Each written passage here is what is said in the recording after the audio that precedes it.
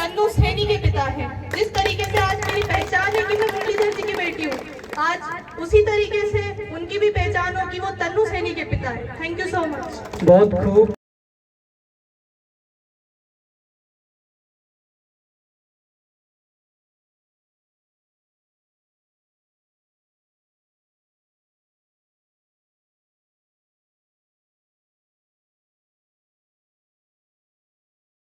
जब जब इस समाज की बात आई है तो ये आपका भाई, आपका बेटा संदीप सैनी ने समाज के लिए त्याग किया है, बलिदान दिया है। और उसका साक्षात उदाहरण है जो राजनीतिक वीरता आप देख सकते हो उदयपुर गुवाहाटी विधानसभा क्षेत्र। मैंने कभी भी मेरे राजनीतिक जीवन में ये नहीं सोचा कि मैं भारतीय जनता पार्टी का कार्य करता हूं या कांग्रेस का कार्य करता हूं। जब जब मेरे समाज के लोगों को मेरी जरूरत पड़ी तो उनके लिए कंधे से कंधा मिला के पूरे राजस्थान में आपका भाई, आपका बेटा संदीप सैनी खड़ा रहा है। पिछले 20 साल से कमलेश जी और इनकी टीम के द्वारा मुझे कई बार टोंक में आने का मौका मिला। मैं हर बार मेरे समाज के अंतिम आदमी से यही निवेदन करता हूं, मेरे युवा साथियों, आपसे भी निवेदन करता हूं और आग्रह करता हूं कि समाज की दशा और दिशा बदलने के लिए आज अपने यहां इकट्ठा होने का एक ही मकसद है कि समाज का युवा शिक्षित हो, बेटियां शिक्षित हो, समाज में सुधार हो।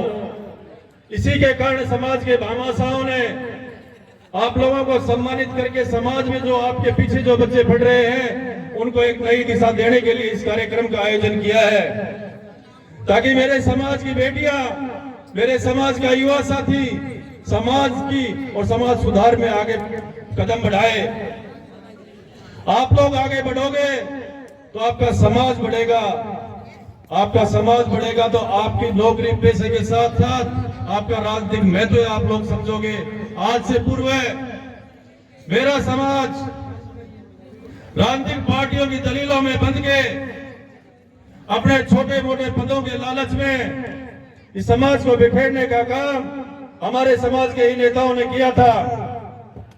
पर अब मेरा युवा उससे बहुत आगे, क्योंकि युवा शिक्षित हो गया, बेटियां शिक्षित हो गई, जिसका साथ साथ उदाहरण है कि मेरा युवा साथी आरएस भी बनने लग गया, आईएएस भी बनने लग गया और डॉक्टर इंजीनियरों की तो बाढ़ आई हुई है समाज में। यह आप लोगों की शिक्षा का परिदृश्य है। इसको आगे बढ़ाने के लिए मैं राजनीतिक दलों में कार्यरत मेरे साथियों से भी निवेदन करूंगा कि जब जब आपको आपका समाज याद करे तब तक आपको समाज के लिए खड़ा रहना पड़ेगा। और यदि आप समाज के लिए नहीं खड़े रहोगे तो चाहे वो चुनाव विधानसभा का हो, चाहे लोकसभा का हो, चाहे पार्षद का हो, चाहे जिला परिषद का हो, ये सैनी समाज राजस्थान का आपके लिए नहीं खड़ा होगा। ये चीज आपको तय करके जानी पड़ेगी, क्योंकि मैं आपके काम नहीं आ सकता तो मैं आपसे अपेक्षा नहीं करता कि मेरे समाज के लोग मुझे काम देंगे।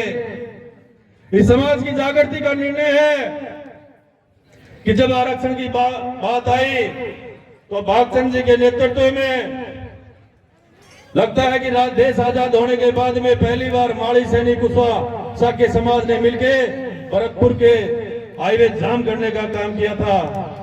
वो एक बड़ा संदेश था माड़ी समाज का। माड़ी समाज में आज भी वो होनहार प्रतिभाएं हैं जो अपने समाज को आगे बढ़ाने का काम करती हैं। मेरे समाज में कार्यरत सभी विभागों में कर्मचारी भी चाहते हैं, युवा साथी भी चाहते हैं कि मेरा समाज किसी भी तरह से आगे बढ़े, चाहे अपने समाज की बात डूंगरपुर बांसवाड़ा की हो, चाहे हनुमानगढ़ गंगानगर की हो। आज जो समाज में जागृति है उसका एक परिणाम जल्द ही आपके सामने आएगा। एजुकेशन में तो आप लोग आगे हो ही हो, उसके अलावा आप राजनीतिक गलियारों में भी अपनी गूंज को कायम रखेंगे। मैं टोंक की धराधरती पर महात्मा जो इस प्रकार का ये आयोजन रहा और आगे भी छात्रों के लिए क्या करने वाले हैं? हर बार आप नया करते हैं। समाज हमारा करवट ले रहा है, बदल रहा है और परिवर्तन की एक निशानी आपको बता दें कि इस बार हमने 10th और 12th में जो प्राइज डिस्ट्रीब्यूशन का जो रैंक रखा वो 90% और 85% रखा। यू विल वंडर कि उसके बावजूद भी लगभग 150 स्टूडेंट्स यानी 90 से ऊपर और 85 से ऊपर लगभग 150 स्टूडेंट्स हमारे यहाँ आज लिस्टेड हुए हैं जिनको सम्मान ने इनाम देकर पुरस्कार देकर उनका सम्मान नहीं बढ़ाकर समाज का सम्मान बढ़ाने का काम किया। सर, समाज में एकजुटता की काफ़ी कमी नजर आती है। किसने कहा आपको कि कमी है? आप ये पूरा समाज एकजुट बैठा हुआ है यहाँ पे, आप देखिए कहाँ आपको अंतर नजर आ रहा है। हम सब एक थे, तो उसका एक हैं और एक रहेंगे। जीता जागता उदाहरण है देवली उनियारा से प्रभुलाल जी का। माली वोट वहाँ पर ज़्यादा थे, फिर भी टिकट नहीं पड़ा।